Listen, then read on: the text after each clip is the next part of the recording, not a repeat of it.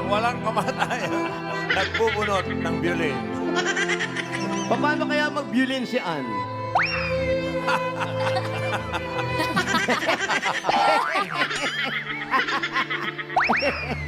Oy, Sobra.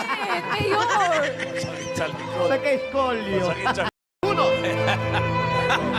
Ayan na naman siya. Ito yung magandang violinista eh. Oh. Yan, oh. Mas maganda pag naka-sleeveless talaga siya eh. Oh.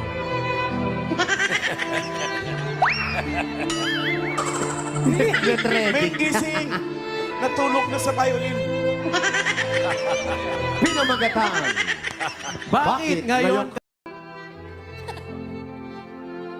Ayun yung violinista. Oh. Ayun na. Ayun na ating violinist.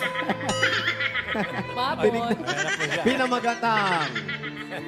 Musical to the Away, kapatid. Uy, away kapatid.